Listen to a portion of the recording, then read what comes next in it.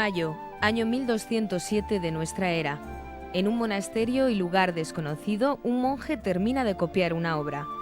Quizá por su amor al texto, por apreciar la historia que narra o por su belleza, decide terminar el manuscrito según la costumbre de la época, demandando una dádiva al Señor. Quien escribió este libro, del Dios Paraíso, amén. Perabat le escribió en el mes de mayo.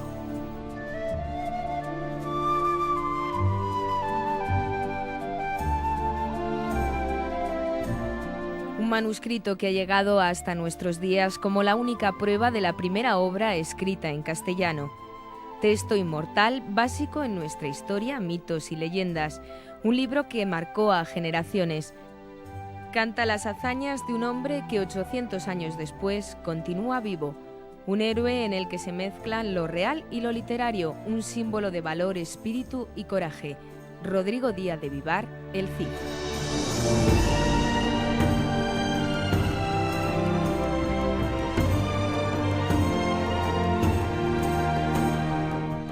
De los sos ojos tan fuertemente lorando, tornaba la cabeza e estábalos catando. Vio puertas abiertas e usos sin canados, alcándaras vacías, sin pieles y sin mantos. De la pluma de Perabat surgieron 3.733 versos, una historia épica de aventuras, luchas, honra, celos, amor. El cantar o poema del mío Cid es sin duda una obra eterna, la primera de nuestra literatura. Es una obra de peso en una lengua con todos los problemas de variedades internas que pueda tener, en una lengua reconocida, el castellano, y por lo tanto no son restos, no son pequeños rasgos lingüísticos que aparecen en un documento, ¿no? Romances que aparecen. No es eso, es algo hecho de una pieza. Recoge una serie de valores eternos, ¿no? No solamente valores literarios, no solamente valores estéticos, valores artísticos, también valores humanos. Ahí se habla de esperanza, de amor, de ilusión, recoge toda una cantidad de sentimientos enormes de sus protagonistas, tanto del Cid como de otros personajes secundarios en el cantar, y además la construcción literaria, la construcción temática del cantar es realmente de una potencia sublime, ¿no? Por todo eso es una obra de una trascendencia histórica extraordinaria. Una historia de vida, con un protagonista indiscutible, Rodrigo Díaz de Vivar.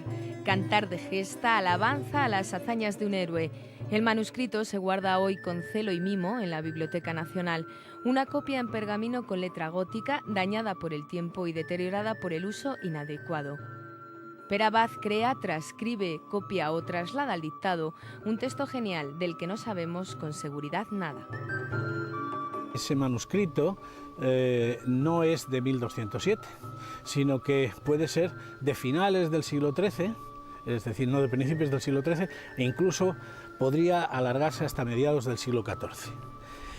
Quiere decirse entonces que alguien copió, posiblemente, copió un texto anterior que sí ponía Perabat, lo escribió en mayo de 1200 y pico, es decir, 1207, pero en esa copia que se hizo en el siglo XIII-XIV han podido suceder muchas cosas, se han podido meter muchas morcillas, se han podido deslizar errores de copia, errores de oído. La autoría del cantar es una de las grandes preguntas. ¿Fueron uno, dos o quizá más autores? ¿Remodelaron una canción que los trovadores cantaban de pueblo en pueblo? ¿Son cantares que nacieron en vida del campeador?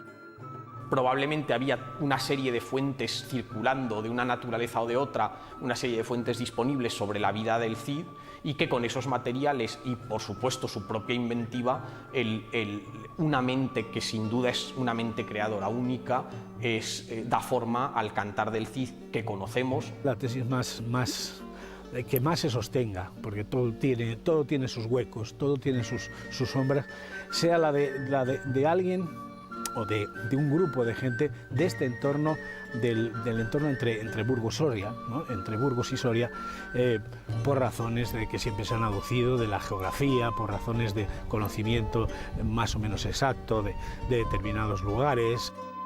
De cualquier forma, parece claro que la historia del Cid nació para ser narrada. La prueba aparece en el manuscrito en una nota añadida al texto.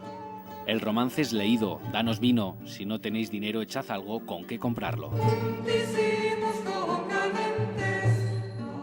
Cantar épico, una narración que cuenta con todos los elementos de la aventura.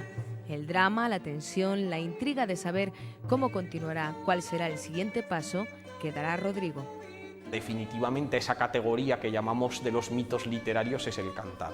Y en ese sentido, sin duda, su autor, desde luego, sabe crear una trama que nos resulta difícil apreciar adecuadamente porque, lamentablemente, como suele pasar con los clásicos, cuando llegamos a leerlos alguien nos ha contado ya el argumento y nos ha destripado el final. Pero si uno se lo plantea, si uno intenta hacer abstracción de que ya sabe de qué va aquello, pues realmente es una historia, por una parte una historia de aventuras y por otra una historia apasionante en la que realmente no sabemos dónde van a acabar las cosas. La historia de Mío Cid está dividida en 3 partes.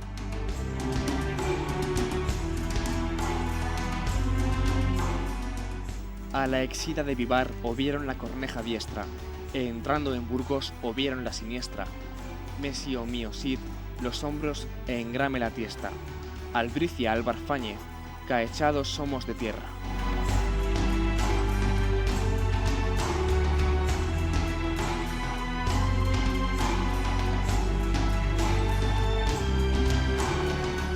Grado e gracias, Cid, como tan bueno e primero al Criador, que me dades vuestras fijas para los infantes de Carrión.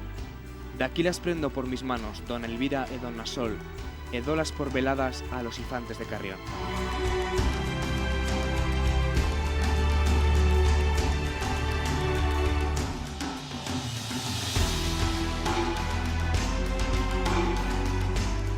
Tanto mal como hicieron los infantes de Carrión, bien lo creades don Elvira e don Nasol, aquí seredes escarnidas en estos fieres montes. Hoy nos partiermo e dexadas seredes de nos, irán aquestos mandados al Cid campeador.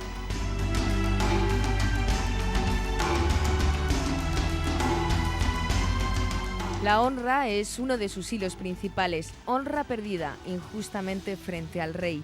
El campeador pelea por recuperar y limpiar su nombre, aunque siempre se mantiene fiel a su señor.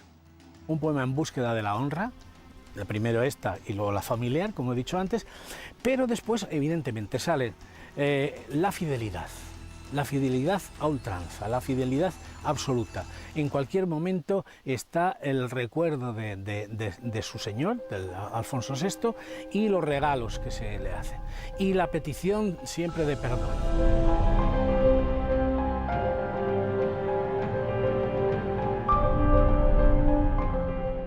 De las sus bocas todos decían una razón. Dios, que buen vasallo si hubiese buen senor. La primera traba del cantar, cuando el Cid alcanza el perdón regio, digamos que no hay un escarmiento de los mestureros. Sin embargo, al final de la obra, como el cabecilla de los mestureros, que es García Ordóñez, apoya a los infantes de Carrión, ahí es donde se pone a García Ordóñez en su sitio, ¿no? En ese momento es cuando se escribe el cantar para hacer el elogio del buen vasallo, el buen vasallo que obedece a su rey, que va donde el rey le manda, que nunca tiene veleidades independistas, que nunca se preocupa por tener un proyecto político propio, sino que en todo momento está dispuesto a servir al rey, aunque le traten injustamente, que es el argumento del cantar. El vasallo tiene que ser vasallo siempre. Si bien este es el hilo principal, existe otro hecho que hace la historia muy atractiva: la posibilidad de ascenso social por méritos propios, de llegar a lo más alto a pesar del origen. Nadie, hasta la época del Cid, hasta la segunda mitad del siglo XI, se había convertido en señor de un viejo reino, como era el reino musulmán de Valencia, sin ser de sangre real. Esto no había pasado nunca, y esto es histórico.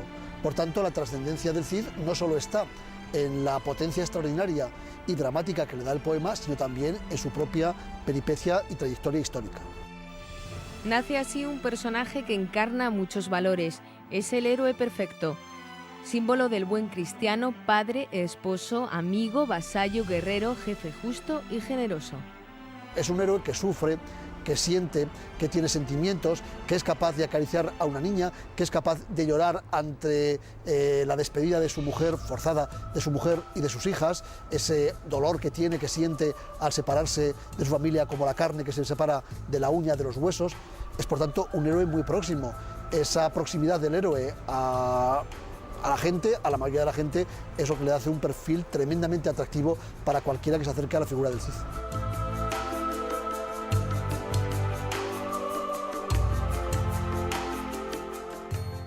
A grandes voces lama el que en buena hora nascó. Feridlos, caballeros, por amor de caridad. Yo soy Ruy Díaz, el campeador de Vivar. Habilidoso guerrero en el caso del Cid de manera singular, porque ya no es la manera de pelear, diríase cristiana, sino la manera de pelear musulmana. Él conoce cómo pelean los musulmanes y pelea bien. Es un caballero que está por encima de los demás, en valor, en capacidad de mando, en autoestima incluso, ¿no? Pero a la vez es un caballero que es capaz de conseguir que todos los que estaban con él lo quisieran, lo amaran y fueran capaces de ofrecer pues hasta la última gota de su sangre por él. Esta capacidad de crear equipo, de crear gente que hoy en día sería pues muy querida para cualquier empresa, la tenía el Cid.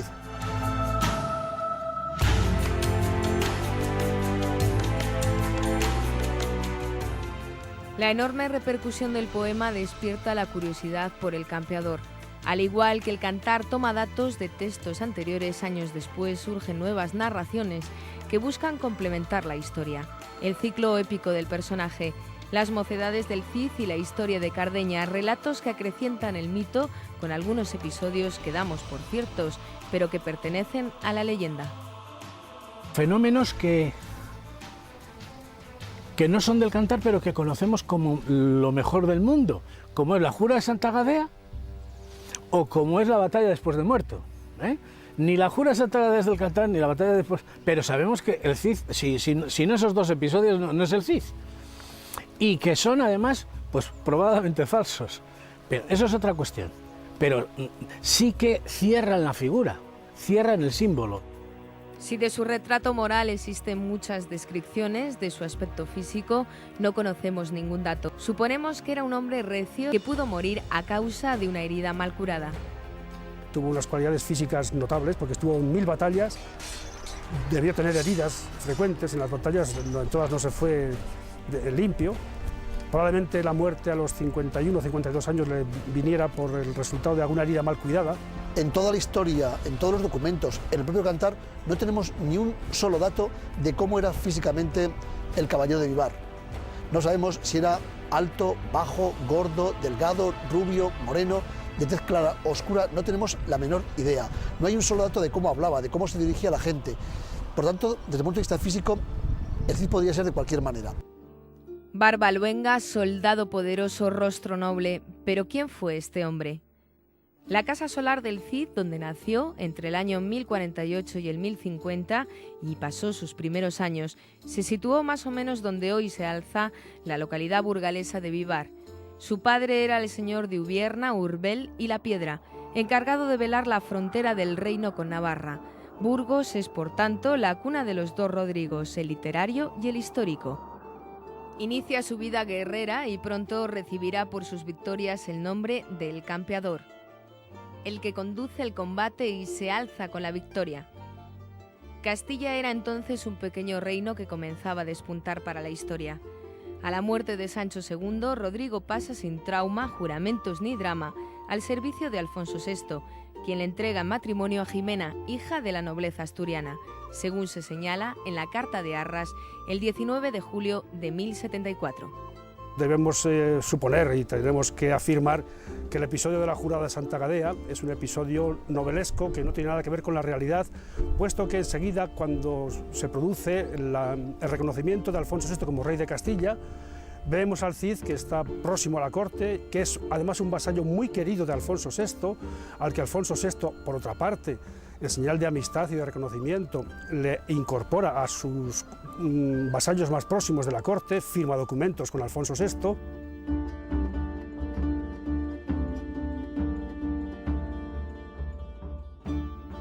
Pierde 2 veces el favor real. Rodrigo tiene cerca de 40 años cuando llega el primer destierro en 1081 por desavenencias con su rey. Deja en Castilla a Jimena y a sus hijos, llamados Diego, Cristina y María, y no doña Elvira y doña Sol, como dice el cantar. Y se planteó la posibilidad, después de algunos viajes al Andaluz, a los territorios musulmanes de España, de cambiar un poco de vida. Y la ocasión se la va a dar en una campaña que realiza él con sus soldados particulares, en las que se adentra en territorios de la taifa de Toledo, del reino musulmán de Toledo, sin conocimiento ni consentimiento de Alfonso VI, lo cual hace peligrar incluso la vida de su rey. De 1081 a 1087, Rodrigo vive fuera de Castilla, ofrece su espada al conde de Barcelona y tras ser rechazado con un comportamiento parecido al de otros exiliados, se pone al servicio de los musulmanes bajo las órdenes del rey Moctadir de Zaragoza, donde será conocido como Sidi, Cid, es decir, mi señor. Esta actividad del Cid en Zaragoza se desarrolla durante 5 años. Esto, de alguna manera, es el borrón, podríamos decir, desde la perspectiva, después del cantar, va a ser el borrón más grande de la vida de Rodrigo, hasta el punto de que este episodio solamente va a estar recogido en una crónica cristiana. Las demás crónicas ya no se va a volver a hablar de este episodio de 5 años al servicio de un rey musulmán, y en el cantar de Mío Cid, por supuesto, esto ni aparece ni de lejos. En 1087, el rey Alfonso VI reclama su ayuda para conquistar el Levante, pero un nuevo desencuentro en el sitio de Aledo, en Murcia, aparta de nuevo a Rodrigo del favor de Castilla. Esta vez el destierro fue más duro. Desterrarle no desde Castilla, porque ya estaba allí, estaba en Valencia ya, pero en todo caso ya le considera definitivamente expulsado para que no pudiera volver nunca a Castilla. Y en este caso el destierro incluye las penas más duras, que son el apresamiento de su mujer y de sus hijas también, y de toda su familia en prisión, y la confiscación de todos sus bienes. Al final consigue que su familia se reúna con él en el Levante y decide cercar Valencia para vencer la plaza, que cae después de un duro y sangriento cerco en 1094. Allí vivirá sus últimos años como un señor, un príncipe cristiano que reina con todo el poder en tierras musulmanas. Y digo un rey cristiano o príncipe cristiano en un principado musulmán porque no va a cambiar la ley. La ley vigente va a ser el Corán, las mezquitas van a seguir siendo mezquitas, se respeta la religión, se respeta la propiedad, se respetan las familias, se respeta absolutamente todo, salvo que el Alcázar se convierte en palacio para el Cid, y la iglesia mayor, la mezquita mayor de Valencia, queda convertida también en catedral y dotada con el patrimonio del Cid. A los 2 años de su muerte vuelve a Burgos a ser enterrado en el monasterio de San Pedro de Cardeña. Unos dicen que este fue su deseo, pero sin embargo, la historia pudo ser otra. Un nuevo ataque de los almohades obliga a ceder la plaza y Jimena, que gobernaba Valencia tras su muerte, debe regresar a Castilla. Todo el mundo soñaba con fundar un monasterio importante para enterrarse en él, o fundar una catedral para enterrarse en la catedral, como hizo el Cid. Y el Cid pensaba que iba a pasar allí toda su eternidad, pero tan solo pudo estar 2 años. Y dicho fríamente y tal vez un poco también duramente, frente a la leyenda que nos ha presentado siempre un Cid victorioso después de muerto, lo que vemos en esta huida de Valencia es un Cid derrotado después de muerto. Esa es la triste realidad. Si esta es la historia verdadera, la biografía real de Rodrigo Díaz de Vivar, ¿por qué se recupera su figura, se ensalza y engrandece pasados cerca de 100 años de su muerte? Pues cuando las circunstancias políticas y culturales permitan recuperar un personaje del que se ha olvidado los borrones y del que se recuerdan las virtudes. Y se cambia ese personaje, se le hace ya un personaje literariamente más atractivo, épicamente también más egregio, podríamos decir, y culturalmente adaptado a las circunstancias. Y las circunstancias de 1200, 1207, cuando se escribe el Cantar, son muy parecidas a las últimas que vivió el Cid. De cualquier manera, la fuerza del Cantar es innegable. La impresión dejada en las diferentes generaciones ha hecho que pasados 800 años de su aparición, el Cid que todos conocemos, el literario, el héroe de leyenda, se haya impuesto al personaje real. Para la mayoría de la población es difícil asumirlo, es muy difícil asumirlo porque supone un choque emocional muy grande, porque desde pequeños hemos leído el poema, nos han enseñado la primera obra de la literatura castellana, en todas las facultades del mundo solamente se habla del Cid literario, y el choque con el Cid histórico es tan grande que la verdad es que por interés emocional todos preferimos olvidar el Cid histórico y quedarnos con el Cid literario. Las grandes obras tienen la virtud virtud extraordinaria por otra parte, de ser eternas, universales y eternas. Cualquier persona, no solamente de nuestro país, cualquier persona de otro país, de Francia, incluso de Asia o de África, puede sentirse de alguna manera identificada con esos valores eternos que aparecen en el poema del Cid. De aquel Cid nos queda mucho. Su leyenda, su mito, se ha impuesto al tiempo. Teatro, estudios, novelas, películas, no solo en España, sino también fuera de nuestras fronteras. Trascendido a Francia. Mira que tiene una tradición, por ejemplo, de la épica con su Rolando, ¿no? Pues el Cid también está presente ahí. Y pasa a época moderna, bajo forma de óperas, y pasa incluso hasta la película que conocemos, que yo creo que es la que más ha hecho por el conocimiento universal del Cid, ¿no? La película de Sofía Loren y Charlton Heston. Una figura que ha servido de adalid, tomada como símbolo por muchos en tiempos difíciles. Se sigue usando como personaje de referencia honesto, se sigue usando como referente de moralidad pública por lo de la Jura de Santa Gadea, se sigue usando como garante de la legitimidad y del cierto orgullo patrio, nacionalista, españolista o de cualquier signo, y se seguirá usando porque, desde luego, así como Franco lo consideró y fue una especie de devoto suyo como salvador de la patria, los exiliados le admiraron también como resistente, como exiliado, los republicanos como garante de la legitimidad democrática, en fin, siempre ha tenido admiradores en todos los campos y lo seguirá teniendo porque la vida del Cid da mucho juego. Mio Cid Ruy Díaz por Burgos entraba, exíenlo ver mujeres e varones, burgueses e burguesas por las finestras son, plorando de los ojos tanto había en el dolor.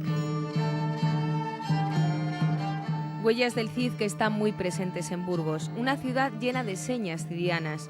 El solar donde supuestamente estuvo su casa, paseos que recuerdan su destierro, su impresionante estatua y su tumba en el crucero de la catedral, donde reposan sus restos después de pasar numerosos expolios a lo largo de la historia.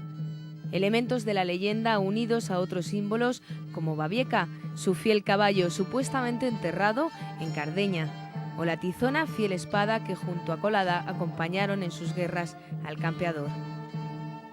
Huellas del Cid que parten de su cuna, Vivar, localidad orgullosa de su antepasado, que hoy acoge el inicio de la ruta del destierro. Una idea que surgió del sentir de los viajeros que llegaron hasta Castilla en busca de Rodrigo.